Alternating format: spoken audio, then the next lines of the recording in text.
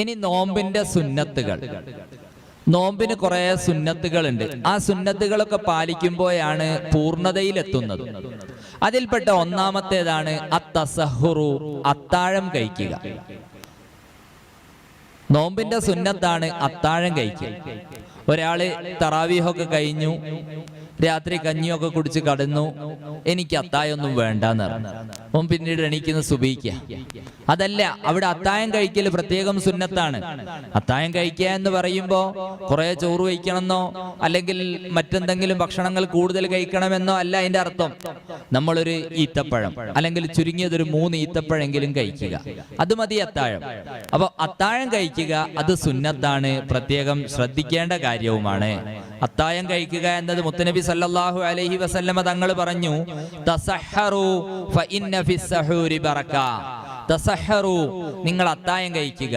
ഫഇന്ന ഫിസ്സഹൂരി Baraka, അത്തായം കഴിക്കുന്നതിൽ ബറക്കത്തുണ്ട്. അത്താഴം കഴിക്കുന്നതിൽ ബറക്കത്തുണ്ട്, അതുകൊണ്ട് നിങ്ങൾ അത്താഴം കഴിക്കണേ എന്ന് മുത്തുനബി സല്ലല്ലാഹു അലൈഹി വസല്ലമ തങ്ങൾ നമ്മെ പഠിപ്പിക്കുകയാണ്. എപ്പോഴാണ് അത്താഴം കഴിക്കേണ്ടത്? ഫിന്നിസ്ഫിൽ ലൈലിൽ അഖീരി, രാത്രിയുടെ 2ാമത്തെ പകുതിയിൽ, രാത്രിയുടെ അവസാനത്തെ പകുതിയിൽ അത്താഴം കഴിക്കുക അത് സുന്നത്തായ കാര്യമാണ്. അത് തന്നെ അത്താഴത്തിനെ പിന്തിക്കുക അതും സുന്നത്താണ്.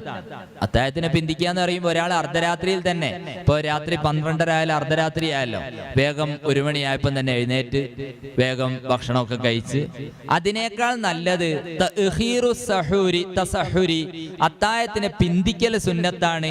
ഇലാ യബ്ഖാ മിനൽ ലൈലി ഖദ്റു 50 ആയ, രാത്രിയിൽ നിന്ന് ഒരു 50 ആയത്തോതാനുള്ള സമയം ബാക്കിയാവുന്നത് വരെ അത്താഴത്തിനെ പിന്തിക്കുക അതും സുന്നത്താണ്.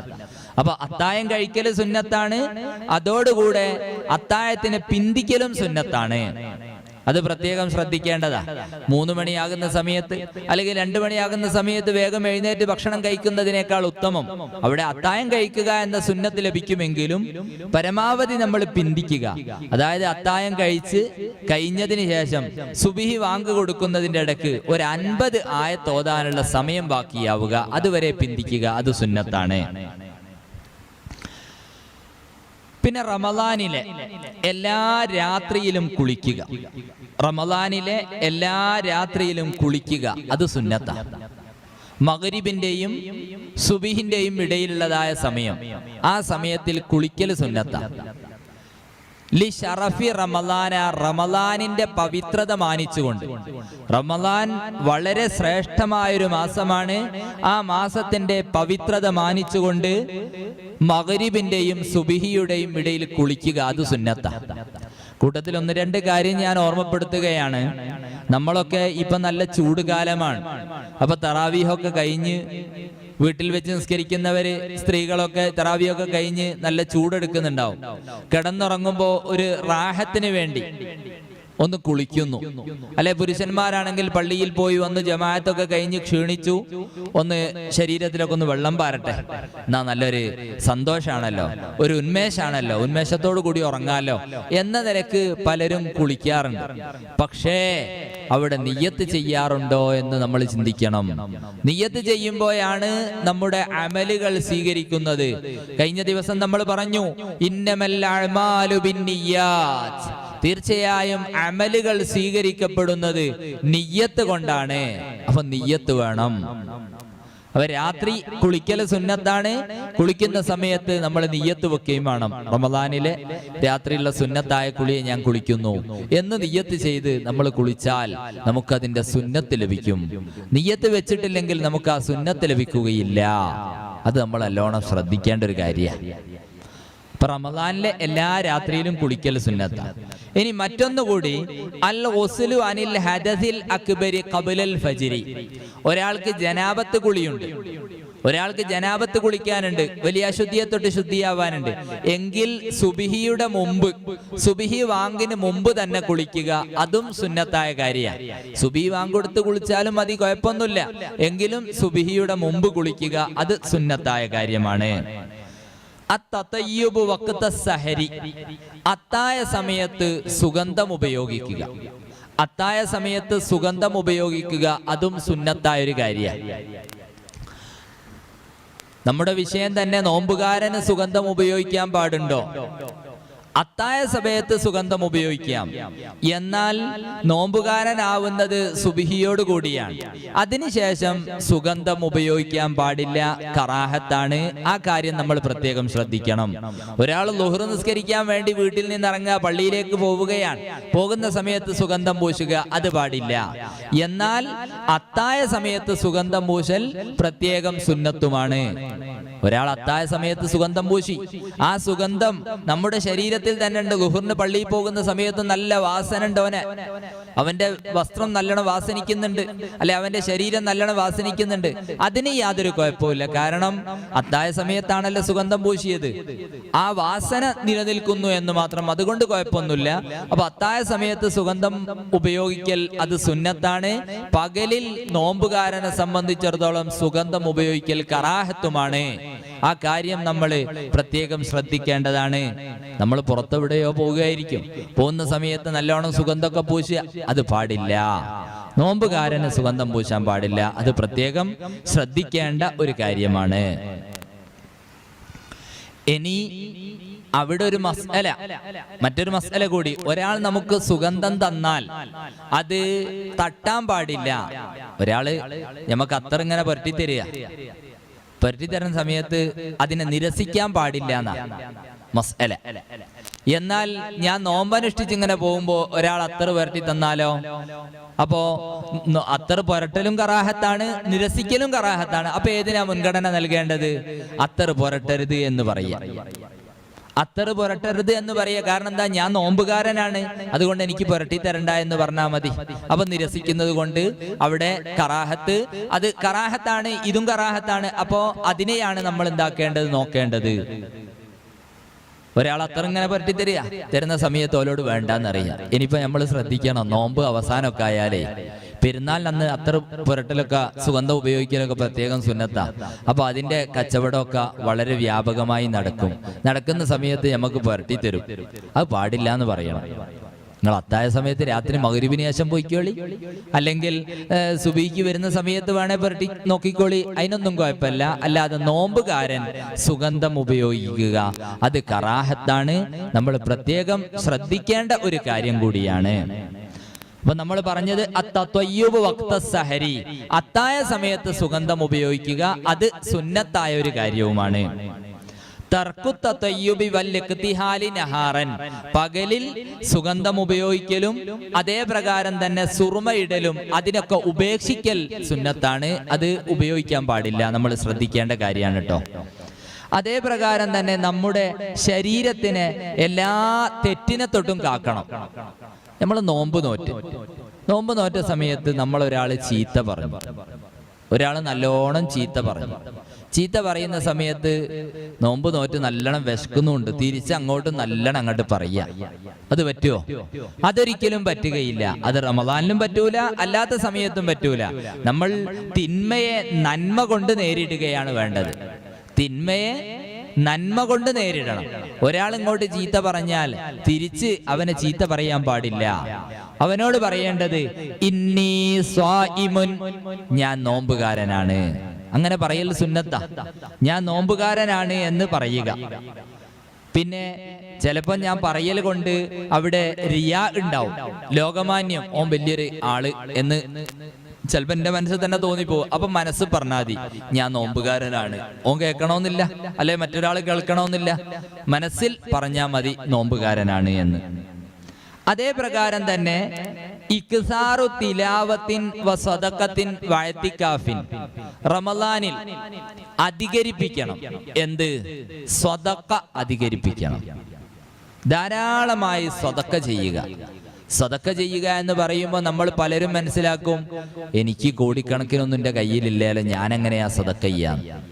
ബഹുമാനപ്പെട്ട മുത്തുനബി സല്ലല്ലാഹു അലൈഹി വസല്ലം ഒരു സന്ദർഭത്തിൽ സദക്ക ചോദിക്കുകയാണ്. ബഹുമാനപ്പെട്ട ഉമർ റളിയല്ലാഹു അൻഹു വീട്ടിലേക്ക് പോകുന്നു, സദക്ക കൊണ്ടുവരുന്നു. അബൂബക്കർ സിദ്ദീഖ് റളിയല്ലാഹു അൻഹു വീട്ടിലേക്ക് പോകുന്നു, സദക്ക കൊണ്ടുവരുന്നു. മറ്റ് സഹാബികളെല്ലാം വീട്ടിലേക്ക് പോകുന്നു, സദക്ക കൊണ്ടുവരുന്നു. ബഹുമാനപ്പെട്ട അബൂബക്കർ സിദ്ദീഖ് റളിയല്ലാഹു അൻഹു കുറച്ച് ധാന്യങ്ങൾ മാത്രമാണ് കൊണ്ടുവന്നത്. ബഹുമാനപ്പെട്ട ഉമർ റളിയല്ലാഹു അൻഹു കൊണ്ടുവന്നത് 300 ദിർഹമാണ്. മുത്തുനബി സല്ലല്ലാഹു അലൈഹി വസല്ലമ തങ്ങൾ ചോദിച്ചു, ഇനി വീട്ടിൽ വല്ലതുമുണ്ടോ? ഉമർ റളിയല്ലാഹു അൻഹു പറഞ്ഞു, അതെ, ഇത്രയും കൂടി പറയാനുണ്ട്. അപ്പൊ വീട്ടിലുള്ളതിന്റെ പകുതിയാണ് കൊണ്ടുവന്നതെന്നാണ്. അബൂബക്കർ സിദ്ദീഖ് റളിയല്ലാഹു അൻഹുവിനോട് ചോദിച്ചു, വല്ലതുമുണ്ട്, ഇനി ബാക്കിയുണ്ടോ വീട്ടില്? ഇല്ല, വീട്ടിലൊന്നുമില്ല, അള്ളയും റസൂലും മാത്രം, മറ്റൊന്നുമില്ല. വീട്ടിലുള്ള മുഴുവനും ഞാൻ ഇങ്ങോട്ട് കൊണ്ടുവന്നിട്ടുണ്ട്. അപ്പൊ മുത്തനബി സല്ലല്ലാഹു അലൈഹി വസല്ലമ തങ്ങള് അബൂബക്കർ സിദ്ദീഖ് റളിയല്ലാഹു അൻഹുവിന്റെ സദഖയെ കുറിച്ച് പറഞ്ഞു. അബൂബക്കർ സിദ്ദീഖ് റളിയല്ലാഹു അൻഹുവാണ് ഒന്നാമത്തെ ആൾ. അപ്പൊ കൊണ്ടുവന്നത് കുറച്ചാണെങ്കിലും അദ്ദേഹത്തിന്റെ വീട്ടിലുള്ള മുഴുവൻ കൊണ്ടുവന്നിട്ടുണ്ട്. മറ്റത് കൊണ്ടുവന്നത് തോനെയാണ്, പക്ഷെ വീട്ടിലുള്ളത് പകുതിയേ ഉള്ളൂ. അപ്പൊ ഞാൻ ഈ ഉദാഹരണം പറഞ്ഞത്, ഒരാൾക്ക് മാസത്തിൽ 1,00,000 വരുമാനമുണ്ട്, അല്ലെങ്കിൽ 1 കോടി വരുമാനമുള്ള ആള് സദഖ ചെയ്യുന്നത് പോലെ 1,00,000 ആൾക്ക് കൊടുക്കാൻ കഴിഞ്ഞോളണമെന്നില്ല. അല്ലെങ്കിൽ 10,000 ഉറുപ്പ്യ മാസത്തിൽ കിട്ടുന്ന ആള് അദ്ദേഹത്തിന് കൊടുക്കാൻ കഴിഞ്ഞോളണമെന്നില്ല. പക്ഷെ ആപേക്ഷികമായി നമ്മെ കൊണ്ട് കഴിയുന്നത് നമ്മൾ സദഖ ചെയ്യണം. അത് എല്ലാ ദിവസവും റമദാനിൽ പ്രത്യേകിച്ചും സദഖ അധികരിപ്പിക്കൽ സുന്നത്താണ്. അതേ പ്രകാരം ഖുർആൻ പാരായണവും അധികരിപ്പിക്കുക. പ്രത്യേകം സുന്നത്താണ്. ഇഅ്തികാഫ് അധികരിപ്പിക്കുക. എല്ലാ സമയത്തും ഇഅ്തികാഫ് സുന്നത്താണ് എങ്കിലും റമദാനിൽ ഇഅ്തികാഫ് അധികരിപ്പിക്കൽ സുന്നത്താണ്. പ്രത്യേകിച്ച് അവസാനത്തെ 10-ൽ ഇഅ്തികാഫ് അധികരിപ്പിക്കുക. ഇഅ്തികാഫ് എന്ന് പറഞ്ഞാൽ പള്ളിയിൽ ഇഅ്തികാഫിന്റെ നിയ്യത്തോടുകൂടി കുറഞ്ഞ സമയം ഒരു സുബ്ഹാനല്ലാഹ് ചൊല്ലാനുള്ളതായ സമയത്തിനേക്കാൾ അധികരിച്ച സമയം പള്ളിയിൽ താമസിക്കാം. അവിടെ ഗ്രന്ഥങ്ങളിലൊക്കെ കാണുന്നത് തുമൈനീനത്തു സ്വലാത്ത്, നിസ്കാരത്തിലുള്ള ഒരു തുമൈനീനത്ത് ഉണ്ടല്ലോ, അടങ്ങി താമസിക്കലുണ്ടല്ലോ, അതിനേക്കാൾ കുറച്ചധികം സമയം നമ്മൾ അവിടെ താമസിക്കുക. ഇഅ്തികാഫിന്റെ നിയ്യത്തോടുകൂടെ നമ്മൾ പള്ളിയിലേക്ക് പ്രവേശിച്ചാൽ നവൈത്തുൽ ഇഅ്തികാഫ ഫീ ഹാദൽ മസ്ജിദി ലില്ലാഹി തആല എന്ന് കരുതി അവിടെ ഇരുന്നാൽ അതിനെ ഇഅ്തികാഫ് എന്ന് പറയുന്നത്. അപ്പൊ റമദാൻ മാസത്തിൽ നമ്മൾ ഇഅ്തികാഫ് വർദ്ധിപ്പിക്കണം. പ്രത്യേകിച്ച് അവസാനത്തെ 10-ൽ അധികരിപ്പിക്കണം. അത് വലിയ സുന്നത്തുള്ള കാര്യമാണ്, വലിയ കൂലി ലഭിക്കുന്ന കാര്യമാണ്. നമ്മൾ നാട്ടിലൊക്കെ പല ബിൽഡിങ്ങുകളും ഉണ്ടാവും, കോടിക്കണക്കിന് ചെലവഴിച്ചുണ്ടാക്കിയതായ ബിൽഡിങ്ങുകൾ ഉണ്ടാവും. എന്നാൽ ആ ബിൽഡിങ്ങുകളെക്കാളൊക്കെ നമ്മുടെ നാട്ടിലെ പള്ളിക്കാണ് പ്രാധാന്യമുള്ളത്. എന്താ കാരണം? പള്ളി അത് അള്ളാഹുവിന് വേണ്ടി വഖഫ് ചെയ്തതാണ്. അവിടെ നമ്മൾ ഇരുന്ന് നിയ്യത്തോടുകൂടി ആ പള്ളിയിൽ അല്പസമയം താമസിച്ചാൽ അത് നമുക്ക് കൂലിയുള്ള കാര്യമാണ്. ഇഅ്തികാഫിന്റെ നിയ്യത്തോടുകൂടി നമ്മൾ പള്ളിയിൽ കയറിയാൽ നമുക്ക് വലിയ കൂലി ലഭിക്കുകയാ. ഒരാൾ പള്ളിയിൽ കയറി ഇഅ്തികാഫിന്റെ നിയ്യത്ത് വെച്ചു, അവിടെ അങ്ങോട്ട് ഇരുന്നു, ഉറങ്ങി, എന്തോ ആവട്ടെ, കുറെ സമയം പള്ളിയിൽ ചെലവഴിച്ചാൽ അതൊക്കെ കൂലി ലഭിക്കുന്ന കാര്യമാണ്. നമ്മൾ പ്രത്യേകം ശ്രദ്ധിക്കേണ്ട ഒരു കാര്യം കൂടിയാണ്. പുരുഷന്മാരെ സംബന്ധിച്ചിടത്തോളം റമദാനിലൊക്കെ ഒഴിവ് സമയങ്ങളിലൊക്കെ നമ്മൾ പള്ളിയിൽ പോവുകയും അവിടെ ഇഅ്തികാഫിന്റെ നിയ്യത്തോടുകൂടി താമസിക്കുകയും ചെയ്താൽ നാളെ ആഖിറത്തിലേക്ക് നമുക്ക് വലിയ ഒരു മുതൽക്കൂട്ടാകും. അല്ലാഹു സുബ്ഹാനഹു വ തആല നമുക്കൊക്കെ തൗഫീഖ് നൽകട്ടെ. പലരും ഈ ശബ്ദം കേൾക്കുന്നുണ്ടാകും. കൂട്ടത്തിൽ ഒരു കാര്യം ഓർമ്മപ്പെടുത്തുകയാണ്. നമ്മൾ പള്ളിയിലേക്ക് കയറിയാൽ പള്ളിയോടുള്ളതായ ഒരു ബാധ്യത നമുക്കുണ്ട്. നമ്മൾ ഒരാളെ കണ്ടുമുട്ടിയാൽ, മുഅ്മിനായ ഒരു മനുഷ്യനെ കണ്ടുമുട്ടിയാൽ അവനോട് സലാം പറയൽ നമ്മുടെ ബാധ്യതയാണല്ലോ. അതേ പ്രകാരം തന്നെ പള്ളിയിൽ കയറിയാൽ അവിടെ വെച്ച് 2 റക്അത്ത് തഹിയ്യത്ത് നിസ്കരിക്കുക, അത് ആ പള്ളിയോടുള്ള ഒരു അഭിവാദ്യമാണ്. ഒരു മുഅ്മിനായ മനുഷ്യൻ മറ്റൊരാളെ കണ്ടുമുട്ടിയാൽ അവനോട് സലാം പറയൽ ബാധ്യതയാണല്ലോ. മുത്തുനബി സല്ലല്ലാഹു അലൈഹി വസല്ലമ തങ്ങൾ പഠിപ്പിക്കുന്നു, യാ അയ്യുഹല്ലദീന ആമനു ലാ തദ്ഖുലുൽ ജന്നത ഹത്താ തുഅ്മിനു. ഹദീസിലുള്ള ലാ തദ്ഖുലുൽ ജന്നത ഹത്താ തുഅ്മിനു, ലാ തദ്ഖുലു, നിങ്ങൾ പ്രവേശിക്കുകയില്ല, അൽ ജന്നത, സ്വർഗ്ഗത്തിൽ, ഹത്താ തുഅ്മിനു, നിങ്ങൾ വിശ്വാസികളാവുന്നത് വരെ. മുത്തുനബി സല്ലല്ലാഹു അലൈഹി വസല്ലമ തങ്ങൾ പഠിപ്പിക്കുകയാണ്, നിങ്ങൾ വിശ്വാസികളാവുന്നത് വരെ സ്വർഗ്ഗത്തിൽ കടക്കുകയില്ല. പിന്നീട് പറയുന്നു വലാ തുഅ്മിനൂ ഹത്താ തഹാബ്ബു, വലാ തുഅ്മിനൂ, നിങ്ങൾ വിശ്വാസികളാവുകയില്ല, ഹത്താ തഹാബ്ബു, പരസ്പരം സ്നേഹിക്കുന്നത് വരെ, പരസ്പരം സ്നേഹിക്കുന്നത് വരെ നിങ്ങൾ വിശ്വാസികളാവുകയില്ല.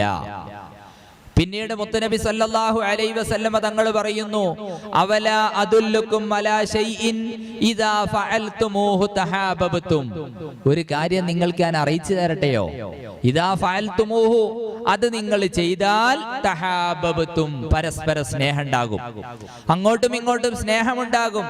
അങ്ങനത്തെ ഒരു കാര്യം ഞാൻ നിങ്ങൾക്ക് അറിയിച്ചു തരട്ടെയോ? ഹദീസിൽ നിന്ന് നമ്മൾ നല്ലോണം ശ്രദ്ധിക്കണം. ലാ തദ്ഖുലുൽ ജന്നത ഹത്താ തുഅ്മിനു, നിങ്ങൾ വിശ്വാസികളാവുന്നത് വരെ സ്വർഗ്ഗത്തിൽ കടക്കുകയില്ല.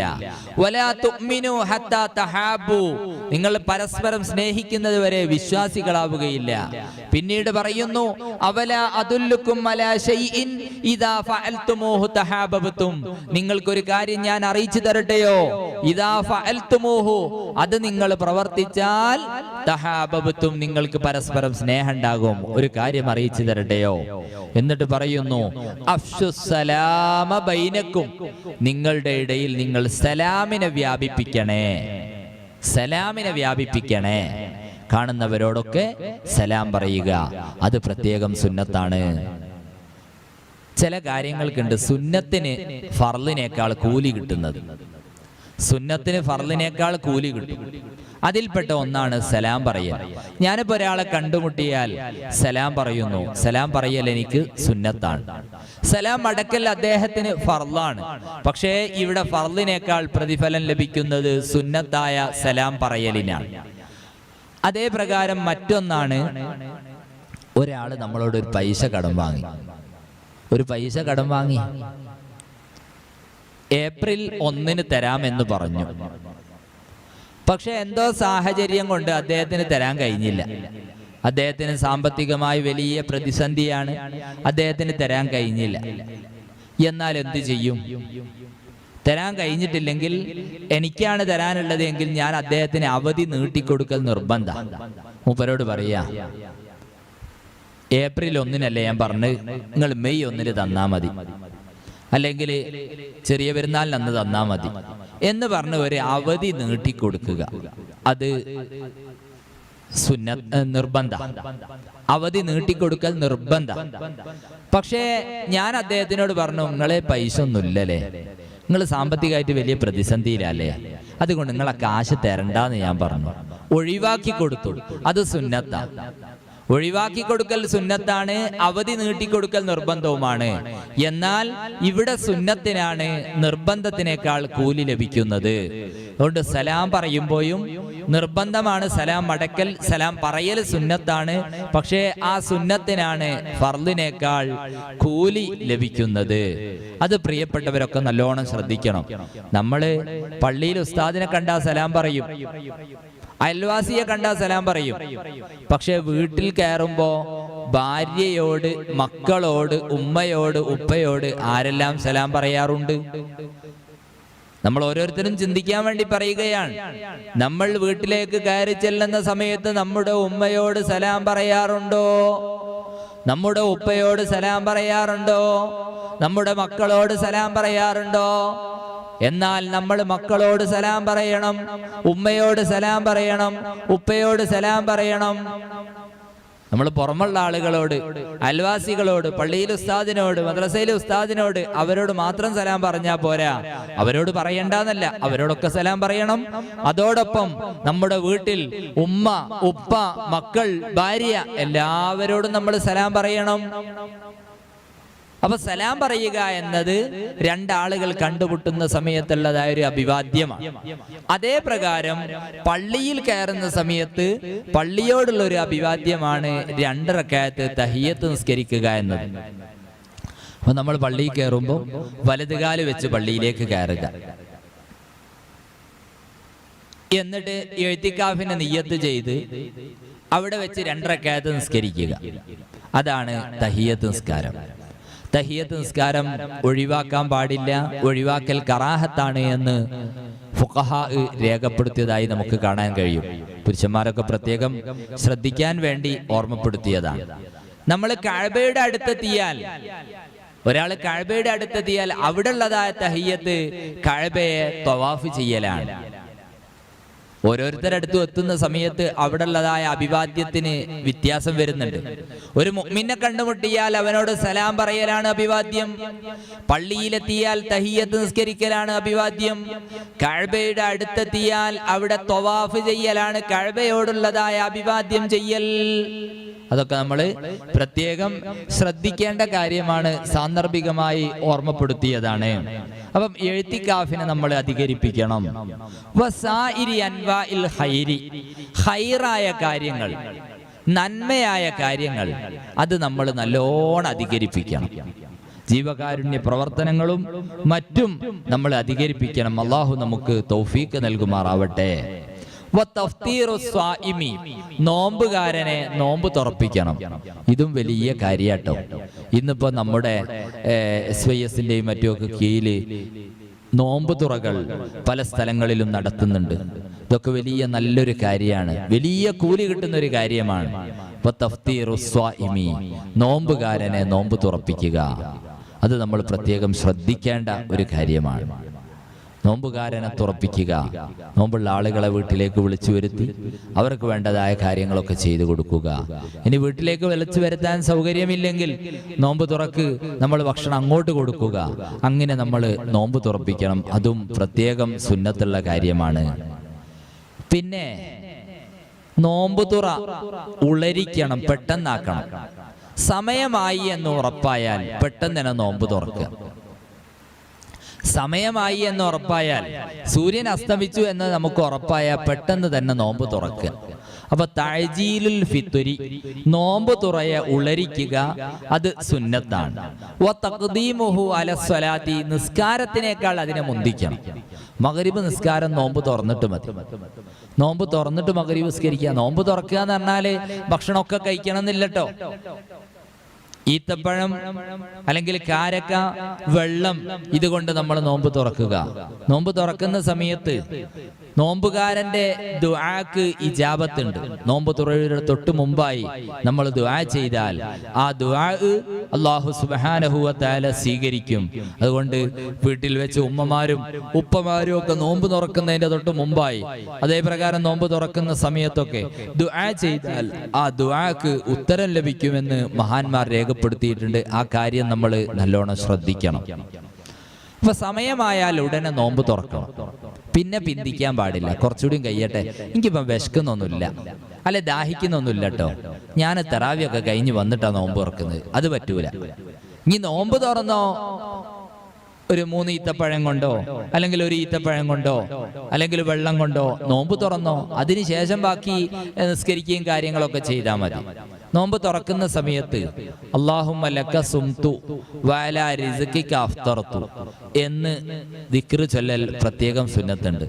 അല്ലാഹുമ്മ ലക സുംതു, അല്ലാഹുമ്മ അല്ലാഹുവേ, ലക സുംതു നിനക്ക് വേണ്ടി ഞാൻ നോമ്പ് അനുഷ്ഠിച്ചു, വഅലാ റിസ്ഖിക അഫ്തറതു നിന്റെ ഭക്ഷണത്തിന്റെ മേൽ, നിന്റെ റിസ്ഖിന്റെ മേൽ ഞാൻ നോമ്പ് തുറക്കുകയും ചെയ്തു. നിന്റെ ഭക്ഷണം കൊണ്ടാണല്ലേ ഞാൻ നോമ്പ് തുറന്നത്. ദഹബൽ ലമഉ, ദാഹം പോയി, വബ്തല്ലത്തിൽ ഉറൂഖു, അതേ പ്രകാരം തന്നെ ഞരമ്പുകളെല്ലാം നനഞ്ഞു, വസബത്തൽ അജ്റു, കൂലി സ്ഥിരപ്പെട്ടു ഇൻഷാ അല്ലാഹ്. അപ്പൊ ഈ ദിക്ർ അല്ലാഹുമ്മ ലക സുംതു വഅലാ റിസ്ഖിക അഫ്തർതു എന്ന ദിക്ർ, പിന്നെ അതിന്റെ കൂടെ ഇതും കൂടിയും കൂട്ടുക, ദഹബൽ ലമഉ വബ്തല്ലത്തിൽ ഉറൂഖു വസബത്തൽ അജ്റു ഇൻഷാ അല്ലാഹ്. ഈ ദിക്ർ കൂടി കൂട്ടൽ പ്രത്യേകം സുന്നത്തായ കാര്യമാണ്. പിന്നെ നോമ്പ് തുറക്കേണ്ടത് എന്തുകൊണ്ടാണ്? ബിറുത്തബിൻ, ഈത്തപ്പഴം കൊണ്ടാണ്. ഈത്തപ്പഴം കൊണ്ടാണ് നോമ്പ് തുറക്കേണ്ടത്. ഫതംബ്രിൻ, പിന്നെ ഈത്തപ്പഴം അല്ലേ, പിന്നെ അടുത്ത സ്ഥാനം തിരിക്കാണ് തംബ്രിനിക്ക, കാരക്ക. ഈത്തപ്പഴവും കാരക്കയും, രണ്ടാമത്തെ സ്ഥാനം കാരക്ക. ഫമാഇൻ, പിന്നെ മൂന്നാമതാണ് ഏത്? വെള്ളത്തിന് പറയുന്നത്. വെള്ളത്തിന് 3-ാം സ്ഥാനമാണ്. വെള്ളം കൊണ്ട് നോമ്പ് തുറക്കുക. ഫീ കുല്ലി മിൻഹാ അസ്സലാസു, പൂർണ്ണത ഇതിലൊക്കെ 3 എണ്ണം. 3 ഈത്തപ്പഴം അല്ലെങ്കിൽ 3 കാരക്ക, 3 മുറുക്ക് വെള്ളം. ഇതുകൊണ്ട് നോമ്പ് തുറക്കുക. അപ്പൊ ഒന്നാം സ്ഥാനം തമ്രിനാണ്, ഈത്തപ്പഴത്തിനാണ്, പിന്നെ കാരക്കാണ്, പിന്നെ വെള്ളത്തിനാണ് സ്ഥാനം. അതും നമ്മൾ പ്രത്യേകം ശ്രദ്ധിക്കേണ്ട കാര്യമാണ്. ഇനി 3 ഈത്തപ്പഴമൊന്നും കിട്ടിയിട്ടില്ലെങ്കിൽ 1 ഈത്തപ്പഴത്തിന് 3 കഷ്ണാക്ക്. 3 ഈത്തപ്പഴമൊന്നും കിട്ടിയിട്ടില്ല. ഇന്നിപ്പോ നമുക്കെല്ലാം സുലഭമാണ്. ആദരവായ റസൂലുള്ളാഹി സല്ലല്ലാഹു അലൈഹി വസല്ലമ തങ്ങളുടെയും സഹാബാക്കളുടെയും ചരിത്രം നമ്മൾ നോക്കുന്ന സമയത്ത് അവർക്ക് തുറക്കാനുള്ളത് ഒരു ഈത്തപ്പഴമാണ്, നോമ്പ് നോൽക്കാനുള്ളത് 1 ഈത്തപ്പഴമാണ്. അത്രയും മാത്രമാണ് അവർക്ക് ലഭിച്ചിരുന്നത്. എന്നാൽ ഇന്ന് നമുക്കോ എല്ലാം സുലഭമായി ലഭിച്ചുകൊണ്ടിരിക്കുന്നു. ഭക്ഷണം വേണ്ടതുപോലെ നമുക്കുണ്ട്. അല്ലാഹു സുബ്ഹാനഹു വ തആല നമുക്കൊക്കെ ബറക്കത്ത് ചൊരിയുമാറാവട്ടെ. ധാരാളം നന്മ ചെയ്യാനുള്ള തൗഫീക്ക് പടച്ച റബ്ബ് നമുക്കൊക്കെ നൽകട്ടെ. നമ്മൾ പ്രത്യേകം ശ്രദ്ധിക്കണം. നമുക്കൊക്കെ ഓരോന്ന് കിട്ടുമ്പോൾ, അനുഗ്രഹങ്ങൾ കിട്ടുന്ന സമയത്ത് അതിന് നമ്മൾ ശുക്ർ ചെയ്യണം. അനുഗ്രഹങ്ങൾക്ക് ശുക്ർ ചെയ്യുക. ശുക്രിന്റെ സുജൂദ് എന്ന് പറഞ്ഞൊരു സുജൂദ് എന്നെ ശറയിലുണ്ട്. നമുക്കൊക്കെ എത്രമാത്രം അനുഗ്രഹങ്ങൾ ലഭിച്ചിട്ടുണ്ട്. ഈ അനുഗ്രഹങ്ങൾക്കൊക്കെ നമ്മൾ ശുക്ർ ചെയ്യണം. നിങ്ങൾക്ക് അള്ളാഹു ചെയ്തു തന്നതായ നിഅമത്തുകൾ നിങ്ങൾ എണ്ണിയാൽ അതിനെ ക്ലിപ്തപ്പെടുത്താൻ സാധ്യമല്ല. അത്രയും നിഅമത്തുകൾ അല്ലാഹു സുബ്ഹാനഹു വ തആല നമുക്ക് ചെയ്തു തന്നിട്ടുണ്ട്. അത് നമ്മളൊക്കെ ഓർക്കണം. നമ്മൾ ചിന്തിക്കേണ്ടത്, നമ്മൾ ഉമ്മയുടെ വയറ്റിലുള്ള സമയത്ത് നമുക്ക് ഭക്ഷണം എത്തിച്ചു തന്നിട്ടുണ്ട്. ആരാണ് ഭക്ഷണം എത്തിച്ചു തന്നവൻ? അല്ലാഹുവാണ്. ഇതുവരെ നമ്മൾ ശ്വാസം അയച്ചിട്ടുണ്ട്, അതിനുള്ള ഒരു തടസ്സവും വന്നിട്ടില്ല.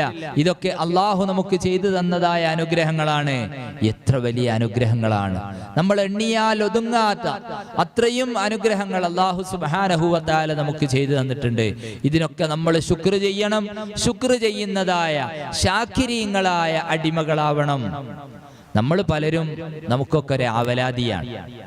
എനിക്കത് കിട്ടിയിട്ടില്ല, മറ്റേയാൾക്കത് കിട്ടിയിട്ടുണ്ട്, എനിക്ക് കിട്ടിയിട്ടില്ല.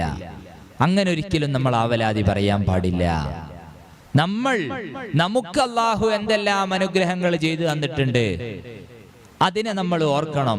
ഉൻളുറൂ ഇലാ മൻ അസ്ഫല മിൻകും, നിങ്ങൾ നിങ്ങളെക്കാൾ താഴ്ന്നവരിലേക്ക് നോക്കണം. ഒരാള്, അദ്ദേഹത്തിന് ചെറിയൊരു വീടാണുള്ളത്. അപ്പൊ അദ്ദേഹം നോക്കേണ്ടത് വീടില്ലാത്ത എത്ര ആളുകളുണ്ട്. ഉൻളുറൂ, നിങ്ങൾ നോക്കുക, ഇലാ മൻ അസ്ഫല മിൻകും, നിങ്ങളെക്കാൾ താഴ്ന്നവരിലേക്ക് നിങ്ങൾ നോക്കുക. താഴ്ന്നവരിലേക്ക് നോക്കുന്ന സമയത്ത് നമ്മുടെ മനസ്സിന് നല്ലൊരു റാഹത്തായിരിക്കും, നമുക്ക് സന്തോഷമായിരിക്കും. അല്ലാഹു സുബ്ഹാനഹു വ തആല നമുക്ക് എത്രമാത്രം അനുഗ്രഹങ്ങൾ ചെയ്തു തന്നിട്ടുണ്ട്. ആ അനുഗ്രഹങ്ങൾക്ക് ശുക്റുള്ള ആളുകളായിരിക്കും. എന്നാൽ നേരെ തിരിച്ച് നമ്മൾ, തൊട്ടടുത്തൊരു അയൽവാസിയുണ്ട്, അദ്ദേഹത്തിന്റെ വീട്ടിൽ വലിയ സൗകര്യങ്ങളുണ്ട്, ദുനിയവിയായ സൗകര്യങ്ങളൊക്കെ അവർക്കുണ്ട്. അത് നമ്മളിങ്ങനെ നോക്കും. അതുകൊണ്ട് നമുക്ക് പ്രയാസമായിരിക്കും. അതുകൊണ്ട് തന്നെ ഉൻളുറൂ ഇലാ മൻ അസ്ഫല മിൻകും, നിങ്ങൾ നിങ്ങളെക്കാൾ താഴ്ന്നവരിലേക്ക് നിങ്ങൾ നോക്കണം. നമ്മൾ ഇടക്കിടക്കൊക്കെ ഹോസ്പിറ്റലിലൊക്കെ ഒന്ന് സന്ദർശിക്കുന്നത് നല്ലതാ. വലിയ ഹോസ്പിറ്റലുകൾ, മെഡിക്കൽ കോളേജുകളൊക്കെ ഒന്ന് പോവുക, അവിടെയൊക്കെ ഒന്ന് സന്ദർശിക്കുക. അതൊക്കെ നമുക്ക് വലിയ സമാധാനം ലഭിക്കാൻ ഒരു കാരണമായിരിക്കും. അവിടെ ഉണ്ടാവും കയ്യും കാലും എല്ലാം പൊട്ടിക്കിടക്കുന്ന ആളുകൾ.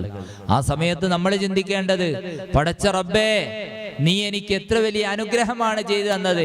എന്റെ കാലിന് യാതൊരു കുഴപ്പമില്ല, എന്റെ കൈക്ക് യാതൊരു പ്രയാസവും, എനിക്ക് എത്ര വലിയ അനുഗ്രഹമാണ് റബ്ബേ നീ ചെയ്തു തന്നത്. ആ അനുഗ്രഹത്തിൽ ശുക്റുള്ളവരാകും. നമ്മൾ പ്രത്യേകം ശ്രദ്ധിക്കേണ്ട കുറെ കാര്യങ്ങളുണ്ട്. ഞാൻ ഇതിന്റെ കൂട്ടത്തിലൊന്ന് ഓർമ്മപ്പെടുത്താട്ടോ. നമ്മളോട് ഒരാള് സംസാരിച്ചു, വന്ന് സലാം പറഞ്ഞു. നമ്മൾ സലാമൊക്കെ മടക്കി. എന്തൊക്കെയാ വർത്താനം, എന്തൊക്കെയാ നിന്റെ വിശേഷങ്ങൾ, അല്ലെ എന്തൊക്കെയാ നിന്റെ പാട് എന്നൊക്കെ ചോദിക്കുന്ന സമയത്ത്, വീട്ടിലൊക്കെ പ്രയാസാണ്, എനിക്കാണ് സുഖല്ല, എനിക്ക് പ്രയാസാണ് എന്നിങ്ങനെ തുടങ്ങി കുറേ ആവലാതികൾ അദ്ദേഹത്തിനോട് അങ്ങോട്ട് പറയും.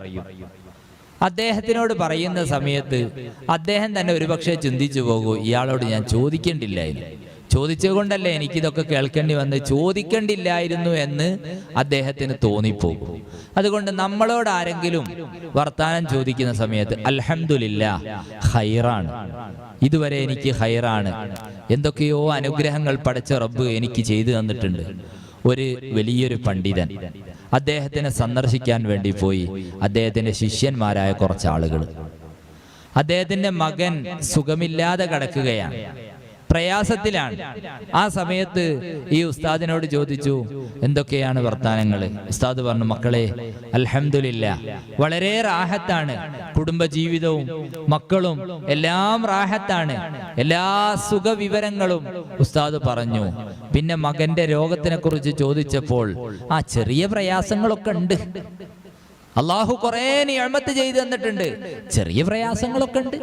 നമ്മളോ അങ്ങനെയല്ല, എന്തെങ്കിലും ഒന്നുണ്ടാകുമ്പോഴേക്ക് അത് പർവ്വതീകരിച്ച് നമ്മൾ ഒരാളോട് പറയുന്ന സമയത്ത് അദ്ദേഹത്തിനും അത് പ്രയാസമായിരിക്കും. അദ്ദേഹം ഇങ്ങനെ ചിന്തിക്കും, ഞാൻ ഇയാളോട് ചോദിക്കേണ്ടില്ലായിരുന്നു. എന്നാൽ നമ്മൾ ഒരാൾ ചോദിക്കുമ്പോൾ അൽഹംദുലില്ലാ റാഹത്തന്നെ, എന്താ നിന്റെ ജോലിയുടെ വിശേഷങ്ങളൊക്കെ? അൽഹംദുലില്ലാ റാഹത്തന്നെ. അന്നേരം മൂപ്പര മനസ്സിലൊന്ന് വരും, എല്ലാം അള്ളാഹു റാഹത്തിലും സന്തോഷത്തിലും ആക്കി തരട്ടെ എന്ന് അദ്ദേഹം ദുആ ചെയ്യും. നല്ലൊരു ആത്മാർത്ഥമായിട്ടുള്ള ദുആ, നിഷ്കളങ്കമായൊരു ദുആ നമുക്ക് ലഭിക്കുന്നു. ആ ദുആ കാരണം നമ്മൾ ഇരുലോകത്ത് വിജയിക്കുകയും ചെയ്യുന്നു. അത് നമ്മൾ ശ്രദ്ധിക്കേണ്ട ഒരു കാര്യമാണ്, വളരെയധികം നമ്മൾ ശ്രദ്ധിക്കേണ്ട കാര്യമാണ്. നമ്മളുടെ ഇല്ലായ്മകൾ, പ്രയാസങ്ങൾ നമ്മൾ അള്ളാഹുവിന്റെ മുന്നിൽ നിരത്തുക. അള്ളാഹു എല്ലാറ്റിനും പരിഹാരം നമുക്ക് തരും. ഉദൂനി അസ്തജീബു ലക്കും എന്ന് അള്ളാഹു സുബ്ഹാനഹു വ തആല നമ്മളോട് പറഞ്ഞിട്ടുണ്ട്. നിങ്ങൾ ദുആ ചെയ്തോളി, നിങ്ങൾക്ക് ഉത്തരം ഞാൻ നൽകുമെന്ന്. പലരും നമ്മുടെ മജ്ലിസിൽ വെച്ച് പ്രത്യേകം ദുആ ചെയ്യാൻ വേണ്ടി ഏൽപ്പിച്ചിട്ടുണ്ട്. അർഹമർ റഹീമീനായ റബ്ബേ, ബഹുമാനപ്പെട്ട ഖുത്ബുൽ ആലം ഖദ്ദസല്ലാഹു സിർറഹു അസീസ് മഹാനവറുകളുടെ ബറക്കത്ത് കൊണ്ട് എല്ലാവരുടെയും ഖൈറായ ഉദ്ദേശങ്ങൾ നീ പൂർത്തീകരിച്ചു കൊടുക്കണേ റഹ്മാനെ. കുടുംബ ജീവിതത്തിൽ ഒക്കെ പ്രതിസന്ധികൾ അനുഭവിക്കുന്നവരുണ്ട് റബ്ബേ, അവർക്കൊക്കെ നീ സലാമത്ത് നൽകണേ റഹ്മാനെ. ഞങ്ങൾക്ക്, ഞങ്ങളുടെ മക്കൾക്ക് എല്ലാവർക്കും നീ കുടുംബ ജീവിതത്തിൽ ബറക്കത്ത് ചൊരിയണേ റഹ്മാനെ. അപ്പൊ നമ്മളോട് പലരും ദുആ കൊണ്ട് വസിയത്ത് ചെയ്തിട്ടുണ്ട്. നമ്മൾ പ്രത്യേകം അവർക്കൊക്കെ വേണ്ടി ദുആ ചെയ്യും. അല്ലാഹു സുബ്ഹാനഹു വ തആല നമുക്കൊക്കെ ധാരാളം നന്മ ചെയ്യാനുള്ള തൗഫീക്ക് നൽകുമാറാവട്ടെ. നമ്മുടെ അമലുകളൊക്കെ അള്ളാഹു കബൂൽ ചെയ്യട്ടെ. ധാരാളം പോരായ്മകളുള്ള അമലുകളാണ് റബ്ബേ, എല്ലാം നീ സ്വീകരിക്കണേ റഹ്മാനെ, നീ സ്വീകരിക്കണേ റഹ്മാനെ. അപ്പൊ ഞാൻ പറഞ്ഞു വന്നത്, നമ്മള് ശുക്റുള്ളവരാവണം, നമ്മള് ശാക്കിരീങ്ങളാവണം. നമ്മള് രോഗികളെയൊക്കെ സന്ദർശിക്കുന്ന സമയത്ത് അവർക്ക് സാന്ത്വന വാക്കുകൾ നമ്മൾ പറഞ്ഞു കൊടുക്കണം. ഒരു രോഗിയെ കാണാൻ പോയ സമയത്ത് രോഗിക്ക് വേണ്ടി ദുആ ചെയ്യുക പ്രത്യേകം സുന്നത്താണ്. രോഗിക്കോട് സമാധാന വാക്കുകൾ പറയുക പ്രത്യേകം സുന്നത്താണ്. ഒരു രോഗിയെ കാണാൻ പോയ സമയത്ത് അവരോട് ഈ സൂക്കേട് ഇന്ന ആൾക്കുണ്ടായിരുന്നു, മൂപ്പര് 2 മാസമാണ് പിന്നെ ജീവിച്ചത് എന്നൊക്കെ പറഞ്ഞ് പേടിപ്പിക്കാൻ പാടില്ല. ഒരാളെയും നമ്മൾ പേടിപ്പിക്കരുത്. ഒരു രോഗിയുടെ അടുത്ത് പോയാലും അവർക്ക് വേണ്ടി നമ്മൾ ദുആ ചെയ്യണം, അവരോട് സമാധാനത്തിന്റെ വാക്കുകൾ പറയണം. അത് നമ്മൾ പ്രത്യേകം ശ്രദ്ധിക്കേണ്ട ഒരു കാര്യം കൂടിയാണ്. പലരും രോഗികളെ സന്ദർശിക്കാൻ പോകാനൊക്കെ ഉഷാറായിരിക്കും. പോകുന്ന സമയത്ത് നമ്മളെ നിയ്യത്ത് നന്നാവണം കേട്ടോ. ഞാൻ പോയില്ലെങ്കിൽ അവരെന്ത് വിചാരിക്കും? ഇപ്പം കുറേ ദിവസമായില്ലേ ഹോസ്പിറ്റലിൽ നിന്ന് വന്നിട്ട്, ഞാനൊന്ന് പോയി നോക്കിയില്ല, ഓലിപ്പെന്ത് വിചാരിക്കും, അതുകൊണ്ട് ഞാനൊന്ന് പോയി ചേർട്ടെ എന്ന നിലക്കായാൽ നമുക്ക് കൂലി കിട്ടിക്കോളണമെന്നില്ല. മുത്തുനബി സല്ലല്ലാഹു അലൈഹി വസല്ലമ തങ്ങൾ പഠിപ്പിച്ച ഒരു സുന്നത്താണല്ലോ രോഗിയെ സന്ദർശിക്കൽ. അതുകൊണ്ട് ആ സുന്നത്ത് ലഭിക്കാൻ വേണ്ടി ഞാൻ ആ രോഗിയെ സന്ദർശിക്കട്ടെ എന്ന നിയ്യത്തോടു കൂടി ഒരാൾ ഒരു രോഗിയെ സന്ദർശിച്ചാൽ അത് നമുക്ക് വലിയ കൂലി ലഭിക്കുന്ന ഒരു കാര്യമാണ്. മുത്തുനബി സല്ലല്ലാഹു അലൈഹി വസല്ലമ തങ്ങൾ പറഞ്ഞതായി നമുക്ക് കാണാൻ കഴിയും. ഒരു രോഗിയുടെ അടുത്തേക്ക് നമ്മൾ പോയി തിരിച്ചു വരുന്നത് വരെ അദ്ദേഹം സ്വർഗത്തിന്റെ തോപ്പുകളിൽ നിന്നുള്ള ഒരു ഉദ്യാനത്തിലാണ് എന്ന് നമുക്ക് കാണാൻ കഴിയും. അതുകൊണ്ട് രോഗസന്ദർശനം അത് വലിയ കൂലി ലഭിക്കുന്ന കാര്യമാണ്. ഒന്നിടവിട്ട ദിവസങ്ങളിലാണ് രോഗിയെ സന്ദർശിക്കാൻ വേണ്ടി പോകേണ്ടത്. എന്നാൽ ചില സ്ഥലത്ത് എപ്പോഴും പോവേണ്ടി വരും. കാരണം ഒരു രോഗി, അദ്ദേഹത്തിന്റെ അടുക്കലേക്ക് ഞാൻ ചെന്നാൽ, ഒരു ഉദാഹരണം പറയാണ്, ഞാൻ അദ്ദേഹത്തിന്റെ അടുത്തേക്ക് ചെന്നാൽ അദ്ദേഹത്തിന് സന്തോഷമുണ്ടാകും, അദ്ദേഹത്തിന് നല്ല സന്തോഷം ഉണ്ടാവും. എങ്കിൽ ഇടക്കിടക്ക് ഇങ്ങനെ പോവുക, അദ്ദേഹത്തിന്റെ അടുക്കൽ പോയി സാന്ത്വന വാക്കുകൾ പറഞ്ഞു, അല്ലെങ്കിൽ കുശലാന്വേഷണങ്ങളൊക്കെ നടത്തി. അങ്ങനെയൊക്കെ ആകുന്ന സമയത്ത് മൂപ്പർക്കൊരു നേരം പോക്കായിരിക്കും, മൂപ്പർക്കൊരു ആശ്വാസമായിരിക്കും. അങ്ങനെയാണെങ്കിൽ കൂടെ കൂടെ ഇങ്ങനെ ആ രോഗിയുടെ അടുക്കൽ സന്ദർശിക്കൽ പ്രത്യേകം സുന്നത്താണ് എന്ന് ഫുഖഹാ രേഖപ്പെടുത്തിയതായി നമുക്ക് കാണാൻ കഴിയും. അപ്പൊ രോഗിയെ സന്ദർശിക്കുന്ന സമയത്ത് നമ്മൾ പ്രത്യേകം ശ്രദ്ധിക്കേണ്ടത്, രോഗിക്ക് പ്രയാസമുണ്ടാകുന്ന ഒരു വാക്ക് പോലും നമ്മിൽ നിന്ന് ഉണ്ടാവാൻ പാടില്ല. അത് നമ്മൾ പ്രത്യേകം ശ്രദ്ധിക്കണമെന്ന് സാന്ദർഭികമായി ഓർമ്മപ്പെടുത്തുകയാണ്. ഞാൻ എന്നോടും പിന്നീട് നിങ്ങളോടും ഓർമ്മപ്പെടുത്തുകയാണ്. അവർക്ക് സാന്ത്വനം ലഭിക്കണം, നമ്മുടെ ഒരു വാക്കുകൊണ്ട് അവർക്ക് ആശ്വാസം ലഭിക്കണം. അതായിരിക്കണം നമ്മുടെ ലക്ഷ്യം, നമ്മുടെ രോഗസന്ദർശനം കൊണ്ടുള്ളതായ നമ്മുടെ ലക്ഷ്യമെന്ന് നമ്മൾ പ്രത്യേകം ഞാൻ പ്രത്യേകം ഓർമ്മപ്പെടുത്തുകയാണ്. ഇപ്പൊ നോമ്പിന്റെ സുന്നത്തുകളാണ് നമ്മൾ പറഞ്ഞു വന്നത്. നോമ്പിന്റെ സുന്നത്തുകൾ നമ്മൾ ആ സുന്നത്തുകളൊക്കെ പാലിക്കുന്ന സമയത്താണ് അതിൻ്റെ മഹത്വം പൂർണ്ണമായി നമുക്ക് ലഭിക്കുന്നത്. നോമ്പിന്റെ ഓരോ രാത്രിയിലും കുളിക്കുന്ന സമയത്ത് നിയ്യത്ത് ചെയ്യുക, അതൊക്കെ നമ്മൾ പ്രത്യേകം ശ്രദ്ധിക്കണം. പിന്നെ നമ്മളുടെ ടോപ്പിക്ക് തന്നെ, നമ്മളുടെ വിഷയം തന്നെ നോമ്പുകാരന് സുഗന്ധം ഉപയോഗിക്കാമോ എന്നാണ്. നോമ്പുകാരനെ സംബന്ധിച്ചിടത്തോളം പകലിൽ സുഗന്ധം ഉപയോഗിക്കാൻ പാടില്ല. അത്തായ സമയത്ത് സുഗന്ധം ഉപയോഗിക്കൽ സുന്നത്തുമാണ്.